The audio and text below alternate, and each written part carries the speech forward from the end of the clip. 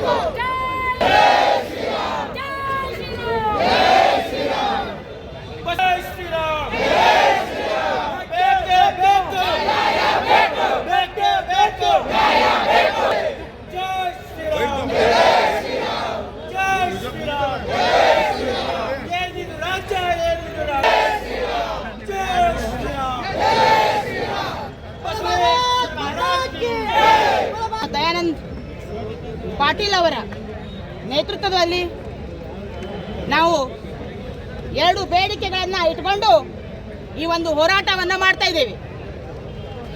ಮೊದಲನೇ ಬೇಡಿಕೆ, ಬೀದರ್ನ ಬಾಲ್ಕಿಯಲ್ಲಿ ಬಸವಣ್ಣನವರ ಪುತ್ಥಳಿಯ ಕೈಯನ್ನು ಕಟ್ ಮಾಡಿದಂಥ ಕ್ರೂರಿಗಳಿಗೆ ಶಿಕ್ಷೆ ಆಗಬೇಕು. ಎರಡನೇ ವಿಷಯ,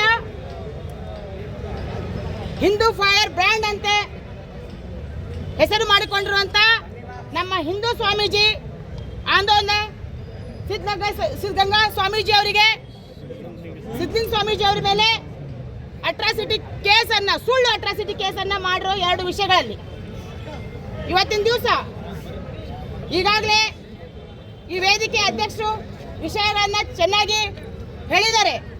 ಆದರೂ ಕೂಡ ನಾವು ಕೆಲವೊಂದು ವಿಷಯಗಳನ್ನು ತಮ್ಮ ಮಾಧ್ಯಮದ ಮುಖಾಂತರ ಹೇಳಕ್ಕೆ ಇಷ್ಟಪಡ್ತೇವೆ. ಬೀದರ್ನಲ್ಲಿ ಆಗಿರುವಂಥ ಬಸವಣ್ಣನ ಮೂರ್ತಿಯನ್ನು ಅಲ್ಲಿದ್ದಂಥ ಅಖಿಲ ಭಾರತೀಯ ವೀರಶೈವ ಮಹಾಸಭಾದ ರಾಷ್ಟ್ರೀಯ ಪ್ರಧಾನ ಕಾರ್ಯದರ್ಶಿಗಳು ಈಶ್ವರ್ ಖಂಡ್ರೆ ಅವರು ಏನು ಮಾಡ್ತಾ ಇದ್ದಾರೆ ಅಂತ ಉತ್ತರ ಅವ್ರು ಕೊಡಬೇಕು. ಅಖಿಲ ಭಾರತ ವೀರಶೈವ ಮಹಾಸಭಾ ಹಾಗೂ ಅಣ್ಣ ಬಸವಣ್ಣನವರ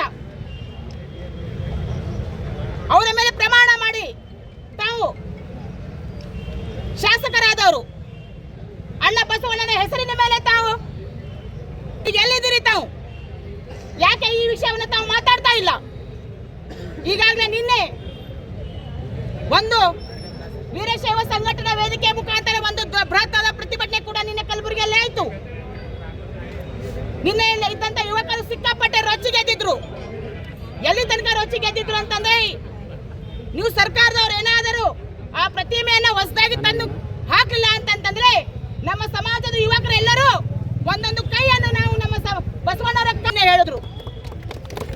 ನಾವೆಷ್ಟೊಂದು ಆ ಪ್ರತಿಭಟನೆ ಕೂತ್ರು ಸಹ ಒಬ್ರು ಕಂಟ್ರೋಲ್ ಆಗಲಿಲ್ಲ. ಯಾಕಂತಂದ್ರೆ ಎಲ್ಲರನ್ನೂ ಮಿತಿ ಮೀರದ್, ಅತಿ ಆಗ್ಯದ. ಇನ್ನು ಮುನ್ನ ಯಾರು ನಾವು ತಳ್ಕೊಳ್ಳಲ್ಲ. ಇವತ್ತಿನ ಈ ಪ್ರತಿಭಟನೆಯಲ್ಲಿ ನಾವು ಸ್ವಾಮೀಜಿಗಳಿಗೆಲ್ಲ ಫೋನ್ ಹಚ್ಚಿದ್ವಿ. ಅಪ್ಪವೇ ಅಂತಂದ್ರೆ ಅವ್ರು ಹೇಳಿದ್ದು ಒಂದೇ ಮಾತು, ಯಾಕೆ ನಮ್ಮನ್ನು ಕರೆದಿಲ್ಲ.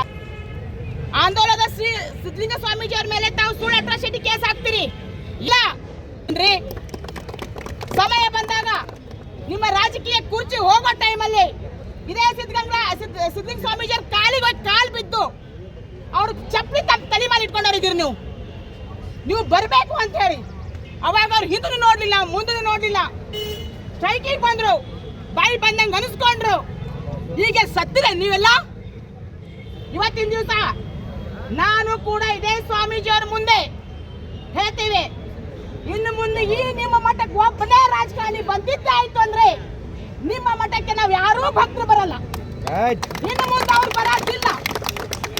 ಇಲ್ಲ ಅಂತಂದ್ರೆ ಇದೇ ಮುಂದಿನ ತಿಂಗಳ ಫೆಬ್ರವರಿಯಲ್ಲಿ, ಇವತ್ತೇ ನಾವು ಗೋಡುವರೆ 10ನೇ ತಾರೀಕು ಕಲಬುರಗಿಯಲ್ಲಿ ನಾವು ವೀರಶೈವ ಸಮಾಜದವರು ಕಲಬುರಗಿ ಬಂದ್ ಅನ್ನ ಮಾಡ್ತೇವೆ. ಅಲ್ಲಿದ್ದಂತ ಎಲ್ಲ ರಾಜಕಾರಣಿಗಳು ಪಕ್ಷಾತೀತವಾಗಿ, ಜಾತ್ಯತೀತವಾಗಿ ಅಣ್ಣ ಬಸವಣ್ಣವರ ಪಾಲನೆಗಳನ್ನು ಯಾರು ಮಾಡ್ತೀರಿ ನೀವೆಲ್ಲರೂ ಬರಬೇಕು. ಜೊತೆಗೆ ನೀವು ಮಠಾಧೀಶರು ಬರ್ಬೇಕು. ಇಲ್ಲ ಅಂತಂದ್ರೆ ನಿಮ್ಮ ಮಠಾಧೀಶರ ಮುಂದೆ ನಮ್ಮೆಲ್ಲ ಭಕ್ತರ ಪ್ರಾಣ ತೆಗೆಯೋ ಕೆಲಸ ನಾವು ಮಾಡ್ತೇವೆ. ಇದು ಅತಿ ಆಯ್ತು. ಇನ್ನಿದು ಅತಿ ಆಯ್ತು. ಯಾಕೆ ನಮ್ಗೆ ಹೊಟ್ಟೆ ಉರಿತದಂತಂದ್ರಿ, 5 ವರ್ಷದ ಹುಡುಗಿಯರಿಂದ 80 ವರ್ಷದ ಮುದುಕರು ಬಿಡಾಕತ್ತಿಲ್ಲ. ಪೊಲೀಸ್ ಇಲಾಖೆಯವ್ರು ಸತ್ತಿರಿ ನೀವು. ಮೊನ್ನೆ ಎಡ್ರ ಮೇಲಿರಿ 5ನೇ ಕ್ಲಾಸಿನ ಹುಡುಗಿ, ಆ ಹುಡುಗಿಗೆ ಸತತವಾಗಿ 10 ದಿವಸಗಳಗಟ್ಟೆ ಅವ್ರ ಮೇಲೆ ಅತ್ಯಾಚಾರ ಮಾಡಿದಾಗ ಏನು ಮಲ್ಕೊಂಡಿದ್ರಿ? ಒಬ್ರು ರಾಜಕಾರಣದವ್ರು ಹೋಗಿರೋರು ಒಂದು ಸಂತಾನ ಹೇಳಿಲ್ಲ. ಏನ್ ಮಾಡಕತ್ತಿದ್ರಿ ನೀವು? ಜೇವರ್ಗಿಯಲ್ಲಿ ಮೊದಲ ಮಗ 2ನೇ ತಳಿ ಹುಡುಗಿ ಸ್ಕೂಲಿಂದ 9 ಗಂಟೆ ಒಳಗಡೆ ಬಂದಂತೆ ತಾಯಿ ಅದೇ ಮನೆಯಲ್ಲಿ ರೊಟ್ಟಿ ಮಾಡ್ತಿರ್ಬೇಕಾದ್ರೆ ಆ ಹುಡುಗಿ ತಾಯಿ ಮುಂದೆ ಹೋಗಿ ಅಮ್ಮ ಅಕ್ಕಾಲಿ ಜೋಕಾಲಿ ಆಡ್ತಿದ್ದಾರೆ ಅಂತೇಳಿ ಆ ತಾಯಿ ಅಂತಾಳೆ, ನನ್ನ ಮನೆಯಲ್ಲಿ ಜೋಕಾಲಿ ಕಟ್ಟಿಲ್ಲ, ಯಾವ ಜೋಕಾಲಿ ಅಂತ ಹಳಕಿ ಹಾಕ್ದಾಗೆ ಆ ಮಗಳು ಕಾಲು ಬರ್ದಾಡ್ತಿದ್ದ. ಹೊಟ್ಟೆ ಉರಿತದ್ರಿ, ನಮ್ದು ಹೊಟ್ಟೆ ಉರಿತದ. ಆ ತಾಯಿ ಹೋಗಿ ಆ ಕೂಸಿನ ಕಾಲು ತನಕ ತನ್ನ ಹೆಗಲ ಮೇಲೆ ತಗೊಂಡು ಬೆಳೆಸೋ ತನಕ ಅದೇ ತಾಯಿ ಮಡಿಲಲ್ಲಿ ಆ ಹುಡುಗಿ ಪ್ರಾಣ ಚೆಲ್ತದ್ರಿ. ಆ ತಾಯಿಗೆ ಎಷ್ಟು ತ್ರಾಸಾಗಿರ್ಬೇಕು.